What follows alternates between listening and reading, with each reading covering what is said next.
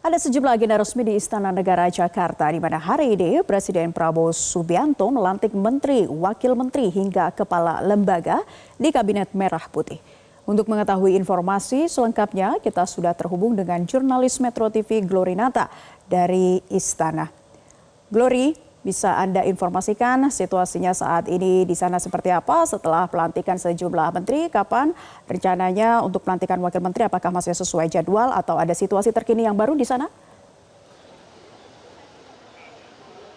Naila dan juga pemirsa, benar sekali bahwa pelantikan dari menteri tadi sudah selesai ditandai dengan sesi foto bersama dengan Presiden Prabowo dan juga Wakil Presiden Gibran Rakebuming Raka, di mana tadi menteri-menteri ini mengenakan setelan jas, kemudian kemeja putih dan juga mengenakan dasi berwarna biru muda, dan berdasarkan keputusan Presiden nomor 133 tahun 2024 tentang pembentukan dan juga pengangkatan Kementerian Kabinet Merah Putih, di sini adalah Presiden Prabowo Subianto sudah secara resmi melantik kurang lebih 48 menteri tadi pukul 10 pagi di Istana Negara Jakarta, dan sementara nanti siang kurang lebih 1 jam lagi dari sekarang, yaitu pukul 15 waktu Indonesia bagian Barat, dari Presiden Prabowo Subianto akan melantik 56 wakil menteri. Sementara itu untuk besok di tanggal 22 Oktober akan melantik 5 orang kepala lembaga setara menteri, diantaranya mulai dari Jaksa Agung, Kepala BIN, Kepala dan Wakil Kepala Staf Kepresidenan, kemudian Kepala Kantor Komunikasi Kepresidenan dan juga Ketua Dewan Ekonomi Nasional. Dan saat ini situasi dan juga kondisinya dari 56 wakil menteri yang akan nantinya dilantik ini satu persatu sudah memadati atau memenuhi area pilar, atau lebih tepatnya adalah pintu masuk di Jalan Veteran, di mana di sini awak media sudah menunggu begitu. Nantinya kita akan tanya apa saja testimoni, kemudian nantinya apa agenda terdekat yang akan dilakukan oleh wakil menteri ini setelah atau pasca dilantik oleh Prabowo Subianto. Dan kalau kita kembali saya informasikan bahwa di kabinet sebelumnya di era Presiden Joko Widodo, Presiden ke-7, ini kabinet bernama Indonesia Maju ini terdiri dari 34 kementerian. Nah, hari ini di era Prabowo Gibran ada sekitar 48 kementerian, kemudian 56 wakil menteri dan juga 5 kepala lembaga, sehingga total hari ini yang akan dilantik adalah 104 orang, sementara 5 orangnya adalah besok.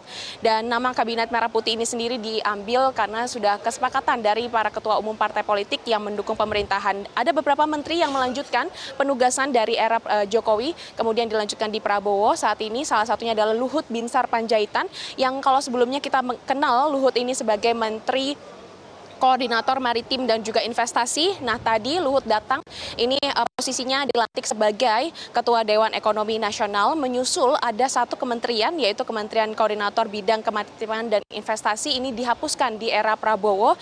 Dan yang menjadi perhatian di sini adalah karena di era Presiden Prabowo Subianto ini mengutamakan keberhasilan pertumbuhan ekonomi, targetnya adalah 8% per tahunnya, sehingga kalau kita melihat posisi dari Ketua Dewan Ekonomi Nasional ini nampaknya akan sangat penting dan juga akan sangat strategis. Tadi juga yang mengundang perhatian publik tadi, Naila, pada saat pelantikan menteri ini adalah kalau kita melihat kemarin malam saat pengumuman kabinet, Presiden Prabowo Subianto memang menyebutkan nama sekretaris kabinet ini diisi oleh Mayor Teddy Indrawijaya.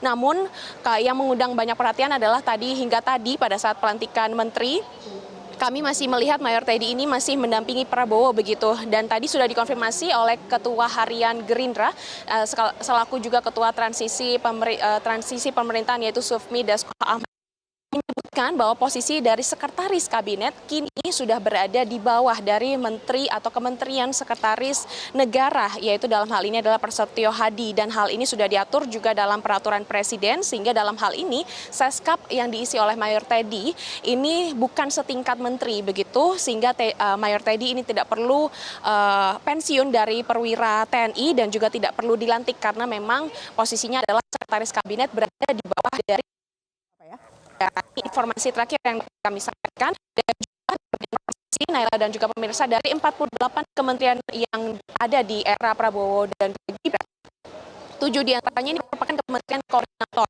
4 kementerian baru dan juga 3 kementerian dipertahankan. 3 kementerian yang dipertahankan diantaranya Kementerian Pembangunan Manusia dan Kebudayaan, kemudian Kementerian Politik dan Keamanan diisi oleh Budi Gunawan, dan Kementerian Perekonomian tetap diisi oleh Erlangga Hartarto. Sementara itu 4 kementerian baru diantaranya Pemberdayaan Masyarakat, Kementerian Bidang Pangan, Infrastruktur dan juga Pembangunan Kewilayahan, serta Kementerian Hukum HAM, Imigrasi dan juga Pemasyarakatan. Karena seperti yang kita tahu bahwa peran dari Menteri Koordinator ini menjadi sangat krusial untuk memastikan kewenangan kementerian tidak tumpang tindih. Dan ada juga beberapa perubahan-perubahan nomenklatur kabinet dalam era Prabowo, diantaranya ada 14 kementerian baru.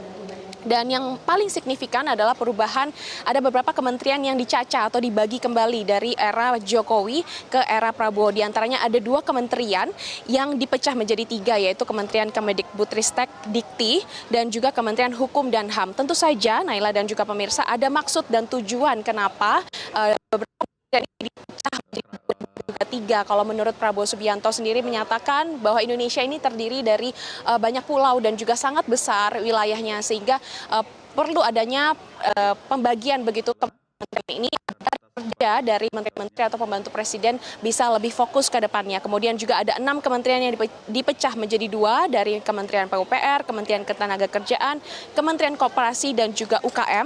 Kemudian ada Kementerian Pariwisata dan Ekonomi Kreatif, Kementerian Desa dan juga PDT serta Transmigrasi, serta Kementerian Lingkungan Hidup dan juga Kehutanan.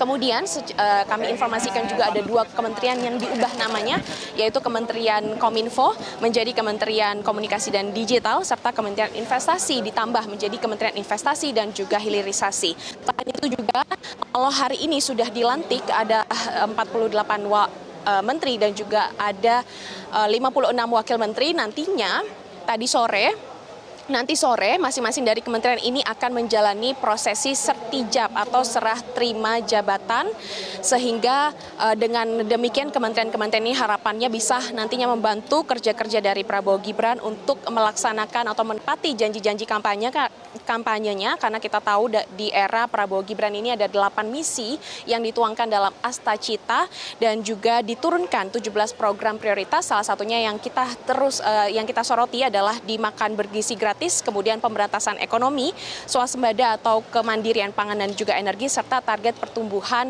ekonomi 8% tiap tahunnya. Ini menjadi target-target dari pemerintahan Prabowo Gibran, dan tentu saja kerja-kerja dari menteri-menterinya ini sangat ditunggu-tunggu oleh masyarakat. Naila. Jelajahi cara baru mendapatkan informasi. Download Metro TV Extend sekarang.